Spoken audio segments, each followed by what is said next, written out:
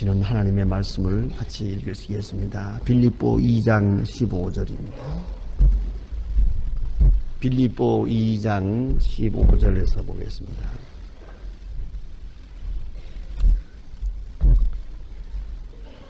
빌립보서 2장 15절에서 18절까지입니다.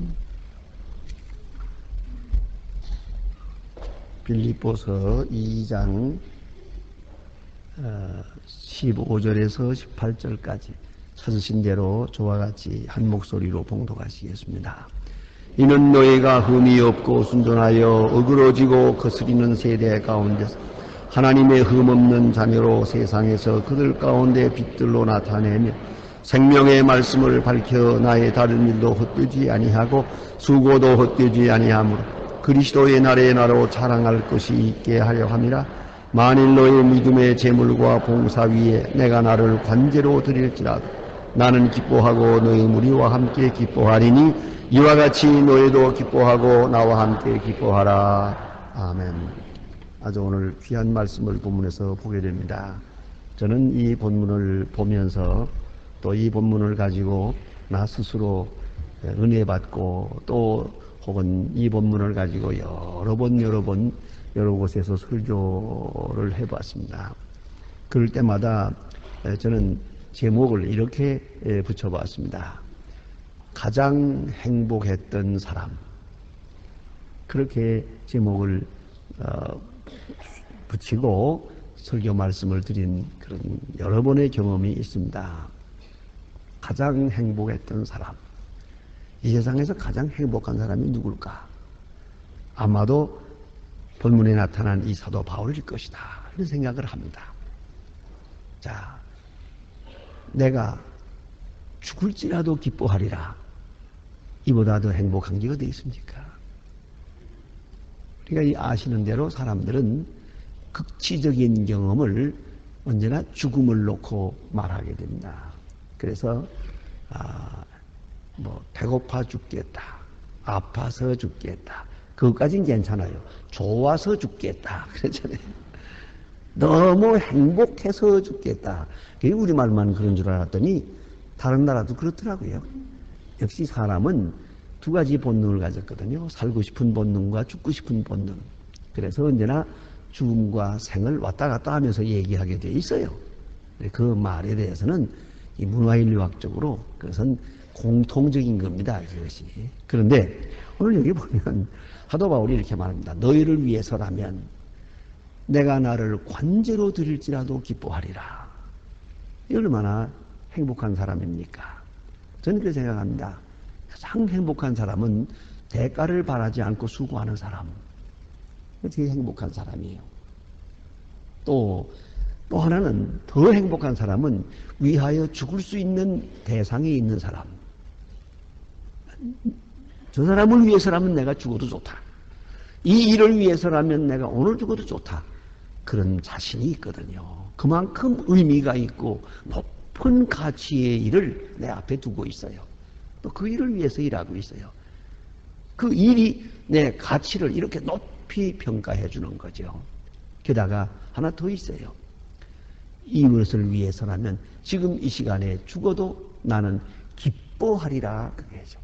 슬퍼한다는 말이 아니에요. 기뻐한다. 그렇다면 가장 행복한 사람이죠. 이런 대상이 있고 이런 일이 있고 이런 마음이 있고 이런 정열이 있고 이런 사랑이 있다면 그 사람은 곧 죽어도 행복한 사람이에요. 여러분 혹 연애하면서 그런 말 해봤어요? 이대로 눈을 감고 안 떴으면 좋겠다. 못 해봤어요? 그러니까 세상 헛살았구만요.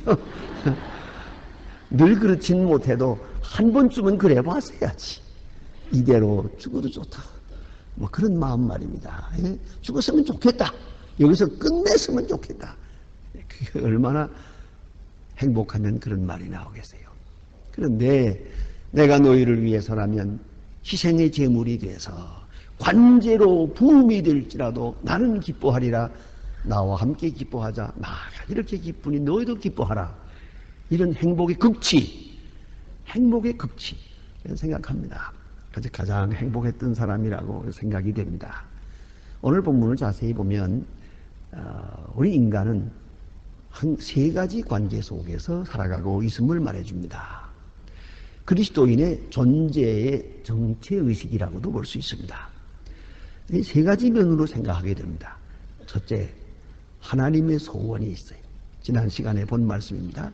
하나님이 소원을 두고 행하신다. 그런 거로 하나님의 뜻을 생각합니다. 모든 것을 주도하시고 우리에게 사랑을 베풀어 주시는 하나님, 그 하나님의 마음, 하나님의 뜻을 생각하면서 살아야죠. 그것이 근본이고 첫째죠. 하나님의 영광을 위하는 것이 우리의 목적이니까요. 하나님의 뜻을 먼저 생각해요. 이것이 첫째고요. 또 두 번째는 오늘 본문의 말씀대로 거스리는 세대 안에서 순전을 지켜야 됩니다. 나 자신, 내 자신이 얼마나 이 죄악된 세상에 살면서 물들지 않고 살 수 있느냐, 순결을 지켜갈 수 있느냐, 진실을 지켜갈 수 있느냐 하는 거죠. 죄악된 세상에 살아도 죄와 타협하지 않고, 있어도 교만하지 않고, 없어도 비굴하지 않고, 세상 흐름, 이 세상에 요동하는 이 물결 속에서 나는 나대로 고요함을 지키는 거예요. 항상 지켜갈 수 있어요. 순전하게 지켜갈 수 있어요. 흔들리지 않고. 그것이 그리스도인의 모습이요. 또 세 번째는 나를 신앙적 차원에서 필요로 하는 성도들의 기대에 부응하는 것이죠. 내 도움을 필요로 하는 사람이 많아요.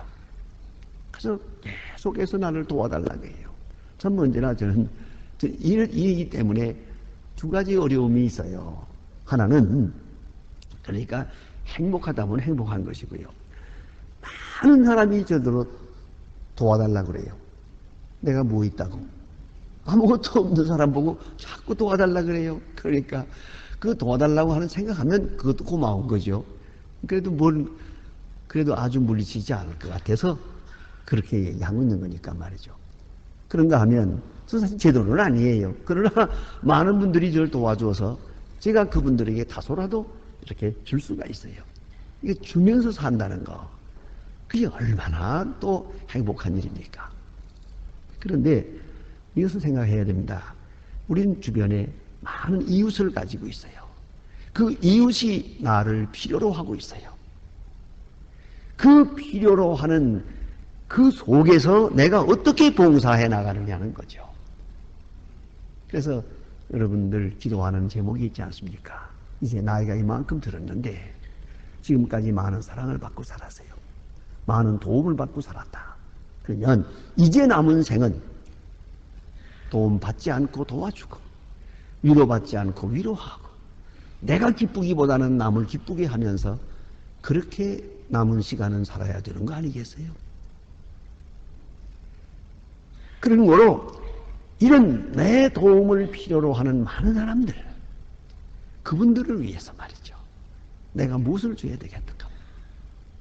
며칠 전에 아주 유명한 피아니스트가 제 방에 들어왔어요. 세계적으로 유명한 피아니스트요. 그래서 제가 한마디 했습니다. 내가 한마디 해도 되겠냐? 그러니까 하시라고 그래요. 그저 너무 그렇게 높이 놀지 말고 낮추어가지고 삽시다. 그랬어요. 그게 무슨 뜻인데요? 그래서 아무나 당신의 피아노 소리를 듣고 싶어 하거든 어디라도 따라가서 연주하라고. 그렇게 큰 데만 가서 하려고 하지 말고 세계적인 데만 하지 말고 5명 모이는 데도 좋고 10명 모이는 데도 좋고 어느 때 누가 식사하는 데서 한번 쳐달라고 해도 좋고 누구나 내 피아노 소리를 듣고 싶어 하거든 서슴지 않고 돈 받지 말고 쳐줄 수 있는 그런 마음을 가졌으면 좋겠다. 그랬더니 꼭 명심하겠습니다. 그런데 실천하려는지 모르겠어요. 그런데 사실 너무 이렇게 높게 말이야. 그냥 카네기 홀에서만 하고 말이야. 우리 예술의 전당에서만 하고 말이지. 또 어느 조그마한 교회에서 하겠다 그러면 아유 그런 짓 안 한다고. 그러지 말아라 이거예요. 내가 하는 연주를 듣고 싶어 한다면 누구에게나 어느 때나 줄 수 있는 마음, 그런 마음으로 살아달라고 부탁했습니다. 바로 이런 의미에서 우리는 이 세 관계 속에 사는 거예요. 하나님과 나와의 관계, 세상과 나와의 관계, 그리고 이웃과 나와의 관계. 그 속에서 바른 조화, 바른 관계를 이루면서 살아가야 된다 하는 말이죠. 그래서 오늘 성경 말씀에 이렇게 세상을 간단하게 설명해 주고 있습니다. 거스리는 세대에 산다. 어그러지고 거스리는 세대. 그랬어요. 어그러지고 거스리는 세대. 이것이 세상을 표현한 말인데요. 여기에 어그러진다는 말은 삐뚤어지고 구부러졌다는 말이고 혹은 갈쿠리 같다는 뜻입니다. 헬라 원문대로는, 그래서 영어로는 쿠룩드라 그랬어요. 이렇게 갈쿠리 같은 거고요. 그 다음에 거스리는 세대. 난 이거 거스린다고 할 때 꼭 생각나는 게 하나 있습니다. 그게 뭔지 아십니까? 여러분 머리 빗을 때 보니까 거꾸로 빗대요. 보니까 그것도 거스리는 거예요. 아니 왜 이렇게 빗지? 왜 이렇게 빗어? 그렇죠? 그런 세상은 곡해가 많고 유혹도 많고 시험도 많아요. 이게 거스리는 세대예요. 다시 말하면 역설적이에요. 거꾸로 가는 거야. 바로 가는 게 아니야.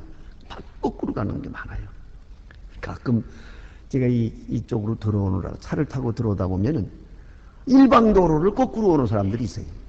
그래서 내가 차를 세우고 그리 가면 안 됩니다. 그러면 또 하는 소리가 나도 알아요. 그러면서 가요. 그러니 내가 이 사람하고 싸울 수도 없고. 그러니까 참 이런 때마다 주여 어찌하오리까. 그래 내가 제가 그렇잖아요. 아니 모르면 내가 가르쳐준다고 하면 가르쳐주면 그래요? 몰랐습니다. 좀 그랬으면 좋겠는데 나도 알아요. 그러고 거꾸로 오는 거예요. 그건 무서운 겁니다. 이거는요. 그런데 어그러지고 거스리는 세대. 이 세대가 그래요. 아주 역설적이에요. 순리적인 게 아니에요. 그런 세대에 우리가 삽니다. 그러나 그리스도인은 어떻게 살아야 하느냐? 오늘 성경에 말합니다. 흠이 없고 순전하게. 그래서요. 예? 하나님의 흠없는 자녀로 그랬습니다. 그러니까 흠이 없다 하는 말은 이 세상에서 비판받을 일이 없어야 합니다. 이 세상에 대하여 그리스도인은 그리스도인이라고 하는 이유 외에 다른 것으로 인하여 비방을 들어서는 안 됩니다. 예컨대 요새 와서 보니까 뭐 군대 안 나갔다 해서 문제가 되고 세금을 안 냈다 해서 문제가 되고 또 뭘 어떻게 잘못했다 뭐 이런 이야기는 예수 믿는 사람은 있어서는 안 되는 거죠. 예수 믿는 사람이 이렇게 상식 이하에 이 수준에 머물러서는 안 돼. 이거 다 하고 그 위에 선이 있고 의가 있는 것이지 이 국민의 의무 여기에 걸려가지고 문제가 돼서는 그건 기독교인답지 못하죠. 그건 안 되는 거예요. 그리스도인은 탈세하면 안 되는 거예요. 이걸 우리가 알아야 됩니다. 기본 의무. 그래서 흠이 없어야 한다는 말이 그런 말이에요. 이 세상에 대해서는 우리의 신앙이라고 하는 이유 외에 다른 것으로서는 절대로 비방을 들어서는 안 됩니다. 예수 믿는 사람이 뭐 사치하다든가 인색하다든가 뭐 또 이런 마땅한 도리를 잘 못한다든가 뭐 특별히 인색하다든가 이런 말을 들어서는 안 되죠. 그러니까 흠이 없고 또 순전하다는 말은 자기 자신을 순결을 지킨다는 말이에요. 원문의 뜻은 아케라이오스라고 하는 그 말의 본래의 뜻은 unmixed라고 하는 뜻입니다. 섞지 않았다. 여기에 우유나 포도주가 있어요. 거기다 물을 타면 안 되죠. 그 물을 타지 아니한 그런 말이 되고 혹은 인격을 말할 때는 간음하지 아니한 순결을 말하는 겁니다. 그러니까 순전, 이 세상과 짝하지 않고 세상 유혹에 빠지지 않는 것, 타협하지 않는 그런 것을 말합니다. 이런 의미에서 그리스도인은 때로 독선적 길을 외롭게 갈 때도 있습니다. 세상 사람들이 이해하지 못하니까요. 예? 깨끗하고 정결하게 순결을 지켜가는 거죠. 세상은 삐뚤어 가도 우린 바로 가야 되고, 세상은 다 흐리게 살아도 우리는 깨끗하게 살아야 되는 거예요. 세상은 무질서하게 살아도 우리는 질서를 지켜야 됩니다. 그것이 바로 그리스도인의 모습이에요. 그래서 흠 없고 순전하게, 특별히 하나님의 자녀로 그랬어요. 흠 없는 하나님의 자녀로. 대단히 귀한 말씀입니다. 우리는 세상에 살지만은 하늘 백성입니다. 하나님의 자녀입니다. 예? 우린 항상 하나님의 자녀로 살다가 하나님의 심판대 앞에 서야 되는 겁니다.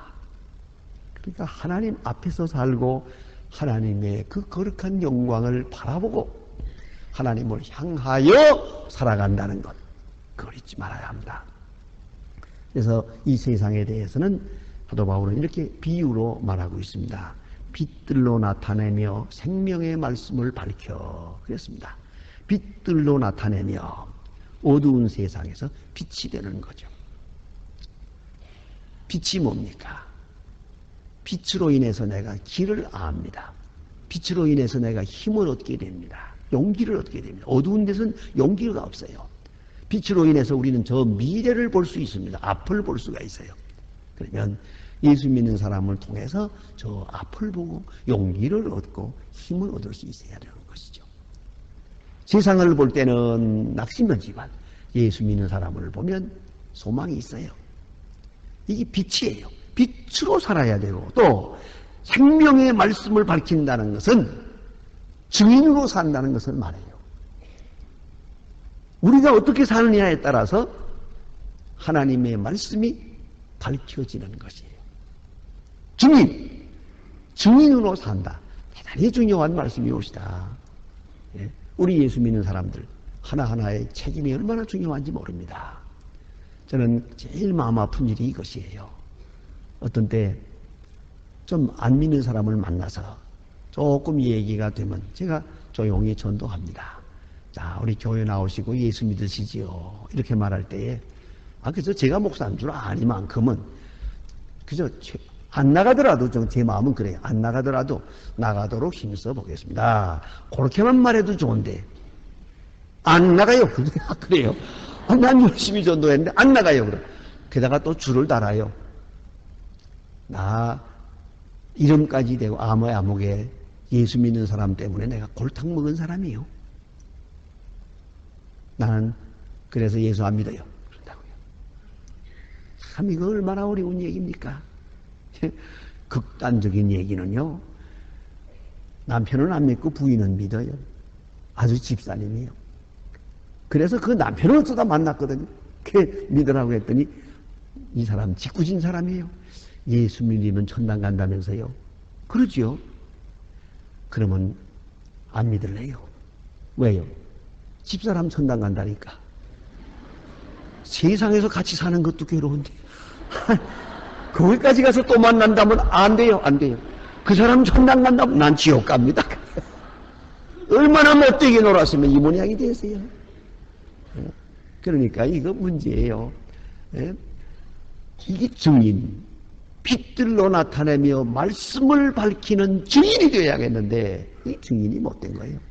저 사람이라면 나 예수 안 믿는다 이거예요. 그래서 유명한 말이 있어요. 전도하게. 우리가 하나님 보고 예수 믿는 것 같아도 그렇지 않아요. 예수님 닮은 사람 보고 믿는다잖아요. 언젠가는 예수님 닮은 비슷하게 생긴 사람 하나를 보고 와, 저 사람처럼 되면 좋겠다. 그리고 예수를 믿고 그 다음에 하나님도 알고 예수도 아는 거지 처음부터 하나님을 알고 교회 나온 건 아니에요. 심지어는 이 가운데 그런 분도 계실 거예요. 그 처녀가 예뻐서 열심히 따라다녔더니 그 처녀가 교회 다니잖아요. 그거 꼬시느라고 다니다 보니까 예수 믿게 되지. 그것도 괜찮은 거예요. 한 사람 달고 왔으니까. 그렇잖아요. 어쨌든 간에 중요한 것은 나로 인해서 나와 사귀는 사람이 예수 믿게 되느냐 아니면 안 믿게 되느냐, 이게 얼마나 중요한 겁니까? 또 그렇게 되게 돼 있어요. 나 하나에 따라서 결정이 나는 거죠. 그래서 여러분 조심해야 됩니다. 어디 가서 물건 살 때 너무 박하게 물건값 깎지 마세요. 그거 계산해 보면요, 한평생 깎아도 몇 푼 안 돼요, 그거. 그것만, 그 깎은 마진만 생각해 보세요. 뭐 소용없는 짓이에요, 그거. 그런데 괜히 사람만 못 쓰게 되고 예수님께만 신뢰한다고요, 그게. 정말 그런 걸 내가 한번 봤어요. 언젠가 한번 물건을 사러 들어갔는데 내가 그 교인인 줄은 몰라요. 어떤 여자 하나가 들어와서 핸드백을 사러 왔다는데 고르는 거예요. 이거 봅시다. 열어보고. 이거 봤다. 저거 좀 봅시다. 내려서 열어보고. 한 20개를 골라놓고요. 안 사요. 그러고 가버려요. 그러니까 그 사람이, 그 주인이 욕을 하는데요. 낯이 뜨겁더만요. 저 따위가 다 예수 믿으니까 내가 안 믿지. 그러더라고요. 그러니까 너무 그렇게 인색하게 물건 깎으려고 그러지 마세요. 재미있는 얘기가 있어요. 어느 날 젊은 목사님이 이 교회에 처음으로 부임을 했습니다. 부임을 하면 우리 교회도 그렇게 하지만은 목사님과 사모님 두 사람 세워놓고 인사를 하잖아요. 얼굴을 보여줬거든요. 그 다음날 사모님이 이제 시장을 가게 돼서요. 그런데 나는 교인을 모르지만 교인들은 내 얼굴을 알 거란 말이에요. 시장에서 교인들 만나면 어떡하나 걱정을 하면서 갔어요. 가서 콩나물을 좀 사는데 생각보다 좀 많이 주더래요. 하지만 입버릇이 있어서 할머니 좀 더 주세요 그랬대요. 그랬더니 할머니가 하는 말이 사모님 많이 드렸어요 그러더랍니다. 그냥 장바구니를 들고 도망했답니다. 그 사모는 불합격입니다. 그거는. 예, 여보세요. 암을 만나면 어때요? 어디서나 그리스도인으로서 하나님의 자녀로 적어도 내 앞뒤로 지금 써붙인 이름 라벨이 있어요. 이게 지금 그리스도인이라고 하는 거. 나 하나에 따라서 전도가 되기도 하고 안 되기도 하는 거예요. 저 사람이 예수 믿을 수도 있고 안 믿을 수도 있어요. 내가 몇 푼 손해나는 게 문제가 아니에요. 얼마나 큰일입니까? 그런 거로 증거가 있는 생을 살아야 돼요. 증인으로서의 생을 살아야 돼요. 그걸 잊지 말아야 합니다. 증인. 나는 증인으로 살아간다는 것. 그런데 이 증인이 시원치 않으면 어떻게 되겠습니까? 헬라의 유명한 말이 있습니다. 그런 비사가 있어요. 어느 날 장님이 밤길을 걷게 되었어요. 시각장애자가 밤길을 걷는데 밤길을 걸으면서 거기다가 등불을 들고 거기다가 촛불을 켰어요. 촛불을 켠 등을 들고 가는 거예요. 이것은 자기를 위해서가 아니라 저기서 오는 사람이 나에게 부딪히지 않게 하기 위해서. 그래서 이걸 들고 가는 거예요. 가다가 딱 하고 부딪혔어요. 부딪히니까 눈 뜬 사람이 이 등불도 못 보냐? 그리고 소리를 질렀어요. 그러니까 저쪽 사람이 하는 말이 당신 등 들고 있어? 여기 있잖아! 그러니까 그 등은 이미 불이 꺼졌어. 등불이 꺼진 등을 들고 불이 꺼진 등을 들고 다니면 뭘 하겠어요? 그리스도인의 마음속에 말씀이 없고 성령이 없어요. 이미 불은 꺼졌어. 그리고 이 거친 세상에 나가 돌아다니면 결과가 어떻게 될 것 같습니까? 그런 거로 생명의 말씀을 밝히며 빛들로 나타내는 것. 빛들로 나타내고 생명의 말씀을 밝히는 것. 이것이 그리스도인의 생애라는 말입니다. 그리고 오늘 성경 말씀은 다시 예수님의 말씀을 생각하게 합니다. 너희는 세상의 빛이라. 마태복음 5장 14절에 말. 너희는 세상의 빛이라. 그 말씀과 이렇게 연결되는 내용입니다. 그 다음 말씀을 보면은 사도 바울이 이제 말합니다. 나의 다른 길도 헛되지 아니하고 수고도 헛되지 아니하므로. 자, 사도 바울로부터 예수 믿은 이 사람들이 나아가서 바르게 살고 생명의 말씀을 밝히고 빛을 드러내면 사도 바울이 그동안에 수고한 것이 헛되지 않은 수고가 되겠다는 거죠. 아주 귀한 말씀이에요. 그래야면 자랑할 것이 있겠다라고 말합니다. 그리스도의 날에 대단히 중요한 말입니다. 세상에 자랑이 없는 사람은 불행한 사람이에요. 자랑의 불이 꺼져가면은 처참해지는 거예요. 세상에 가고 나이가 많아질수록 자랑거리가 있어야죠. 근데 생각하면 부끄러운 것밖에 없어요. 그러면 비참해지는 거 아니겠어요? 사도 바울은 말합니다. 자랑이 있을 뿐만 아니라 그리스도의 날에 주님 앞에 갔을 때까지도 큰 자랑이 있다는 거예요. 예? 이 자랑거리가 있는 사람이야. 나로 자랑할 것이 있게 하려 함이라. 그런 거로 너희가 빛들로 살아야겠다라고 말합니다. 특별히 사도 바울에 있어서는 수고도 헛되지 않는다 했고, 또 여기 보니까 나의 다름질도 헛되지 아니하고, 그의 한평생을 사도 바울은 이 경기자의 모습으로 늘 비유하고 있습니다. 고린도전서 9장, 디모데후서 4장 7절 여러 곳에서 사도 바울은 자기는 하나의 경기자라는 거예요. 마라톤 선수처럼 생각을 했어요. 그래서 몇 가지를 두고 말합니다. 다름질, 향방 없이 하지 않는다. 방향을 모르고 뛴다면 얼마나 어리석습니까? 똑바로 방향을 알고 뛰어도 1등 할지 말까 한데 이리 왔다 저리 왔다 하면 되겠어요? 사도 바울은 목표가 분명한 경주를 했다는 거죠. 예? 목표를 똑바로 세우고 그리고 한평생 달려왔어요. 후회가 없어요. 그런 거로 자랑할 것이 있고, 또 하나는 절제했습니다. 셀프 컨트롤, 법도를 지켰습니다. 경기자에게 꼭 필요한 거죠. 이걸 다 지켰고 최선을 다했어요. 달려갈 길을 다 가고 믿음을 지켰다고 그랬어요. 마지막까지 달려갈 길을 다 가고 믿음을 지켰다.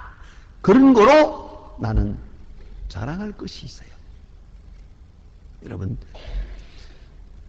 휘청휘청하면서 이렇게 방향 없이 사는 것, 그건 뒤에 크게 후회가 될 수밖에 없습니다. 그러나 방향이 분명하고 또 최선을 다했고 hun명성을 다 기울인 그런 생을 살았다면 이제 유감이 없습니다. 나는 그 헬렌 켈러 여사의 임종을을 가끔 생각할 때가 있습니다. 보지도 못하고 듣지도 못하고 말도 못합니다. 얼마나 고통스러운 생을 살았습니까? 그러나 그가 생사람 다 하고 세상 떠날 때 빙그레 웃으면서 나의 한평생은 아름다웠다. 그리고 죽었어요. 얼마나 행복한 생을 산 사람입니까? 이 마지막이 중요한 겁니다. 그리스도인으로서 성숙한 위치에서 그리스도의 날에 자랑거리가 있어요. 그렇게 생각하며 오늘을 살았다. 바울은 확실히 행복한 사람이에요. 비록 감옥에 있지만은 그런 행복한 사람이었다 하는 말입니다. 그리고 오늘 본문에 같이 최고의 기쁨을 말하고 있습니다. 그런데 그 기쁨을 분석해 보면 이렇습니다. 만일 너희 믿음의 재물과 봉사 위에, 여기서의 중요한 말씀이에요. 너희 믿음의 재물과 봉사 위에, 무슨 말입니까? 너희가 잘 믿으면, 너희들의 신앙이 이렇게 높이 성숙하면 나는 너희들을 위해서 언제라도 죽어도 좋다. 또 너희들의 봉사 위에, 그 말은 뭡니까? 내가 너희들에게 복음을 전했고 너희들이 중생했고 예수를 믿어서 이젠 또 봉사하는 사람이 됐어요. 그 봉사하는 걸 보게 될 때 좋은 거예요. 내가 예수 믿게 한 사람이 저렇게 됐어요. 얼마나 좋아요. 저는 이렇게 해외에 다닐 때마다 가끔 큰 기쁨을 얻을 때가 있어요. 우리 소망교회 교인들이 더구나 해외에 많이 나가서 여기저기 나가 있어요. 이번에도 워싱턴 DC에 가니까 거기 위성영 장로님 거기 계시더라고요. 여러분들이 나가 계시는데 이분들이요 다 좋은 말을 들어요. 그리고 목사님들마다 소망교회 교인은 달라요. 그러면서 칭찬을 해요. 뭐 다르냐? 시간을 잘 지켜요. 자관 틀림없대요.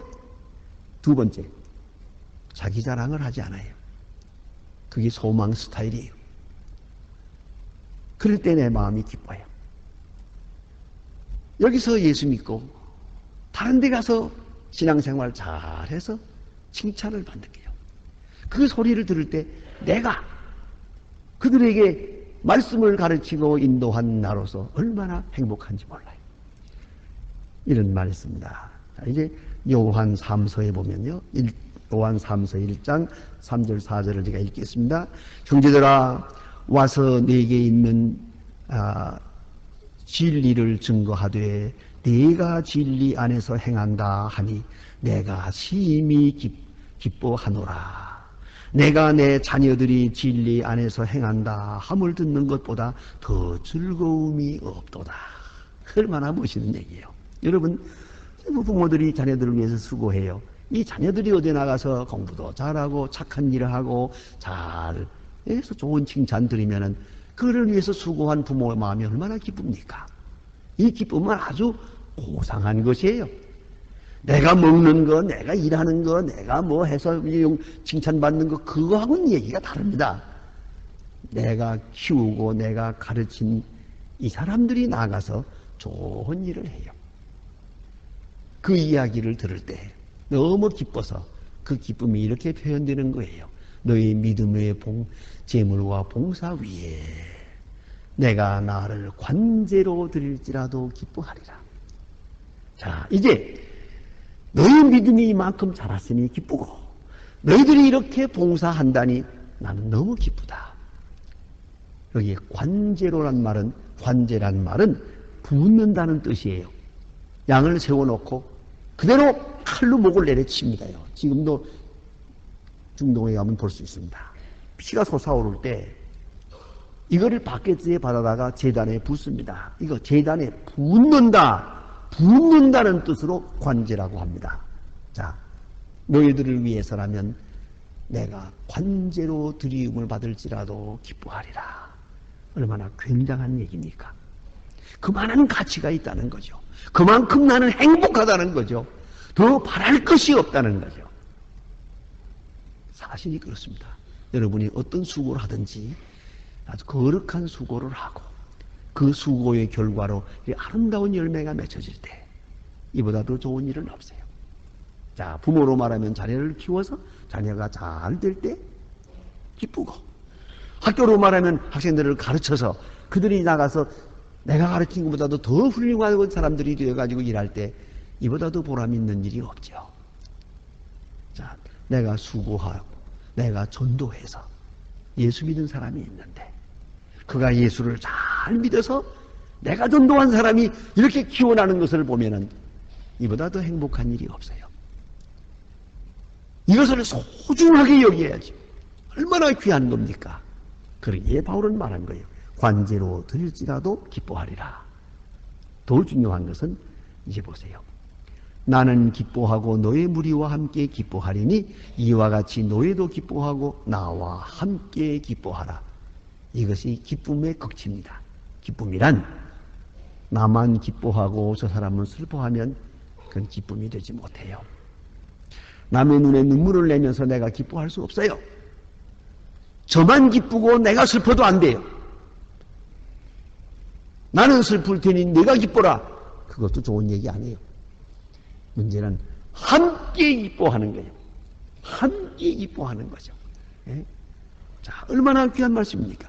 이와 같이 너희도 기뻐하고 나와 함께 기뻐하라.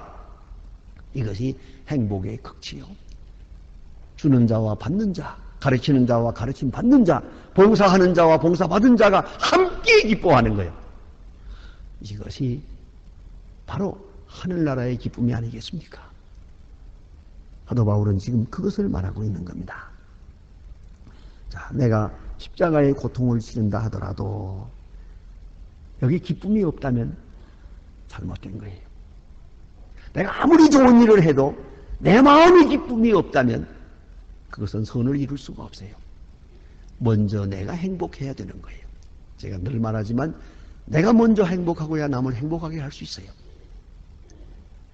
나는 고생하면서 너만은 행복해라. 이건 안 되는 거예요. 그럴 수는 없어요. 그런 거로 사도 바울은 지금 비록 감옥에 있지만 나는 기뻐하노라. 예수님 십자가에 돌아가실 때 내 마음은 기쁘다. 나의 기쁨을 너희에게 주노라. 그러지 않습니까? 내가 먼저 기뻐해야 돼요. 내가 먼저 행복해야 돼요. 그걸 잊지 말아야 합니다. 내가 먼저 행복해서 행복으로 충만할 때 비로소 남을 행복하게 할 수 있는 자격이 있는 거예요. 예, 가끔 우리는 희생을 잘못 생각을 해요. 나는 그저 수고하고 희생하고 뭐 걸음이 되고 뭐 밑거름이 되고 뭐 밑거름 좋아하네요. 그거 아니에요. 예. 누가 그렇게 희생하는 걸 원해요? 여러분 혹시 자녀들을 키우면서 이런 말 합니까? 나는 너를 위해서 희생한다. 과거도 희생했고 지금도 희생한다. 너 잘 되라고 내가 고생하는 거다. 그래 아이들이 그 말 듣습니까? 속으로 그럽니다. 누가 고생하랍니까? 그렇게 말하지 마세요. 이렇게 말해야 돼요. 나는 기쁘다. 널 볼 때마다 기쁘다. 생각해도 기쁘다. 기도할 때도 너를 위해서 기도할 때 내가 감사하는 마음뿐이다. 이렇게 말해야죠. 영어로 한번 해볼까요? I am so happy because of you. 이것이 최고예요. 그래서 언젠가 제가 이 말을 하니까 어떤 우리 교인이 경상도 남편하고 사는데 한마디 했대요. 경상도 남편이 우리나라에서 제일 무뚝뚝한 남편이거든요. 그런데 그 말 그대로 했대요. 나는 참 행복합니다. 당신 때문에 행복합니다. 가만히 있더니 미쳤냐? 그러더랍니다. 그 다음날 또 했대. 그 다음날 또 똑같은 말로 어떠나 보자 하고 나는 참 행복합니다. 당신 때문에 지금 당신하고 결혼 생활하는 것도 그렇고요. 죽었다 다시 태어나도 당신하고 또 하고 싶고요. 그랬더니 하는 말이 그 쓸데없는 소리 하지 마. 그러대. 사흘째 되는 날 또 했대. 참으로 나는 행복하다고. 그러니까 그때는 가만히 있더니 사실은 나도 그래 그러더랍니다. 그 다음 말 하나 더 들어볼까요? 잘 알았어. 예수 믿어줄게 그러더랍니다. 네. 그거 보세요. 여러분이 한평생 전도해도 안 됩니다. 이거 뭐. 예수 믿어라 예수 믿어라 그 하루 인평생 얘기가 안 됩니다. 말을 바꾸세요.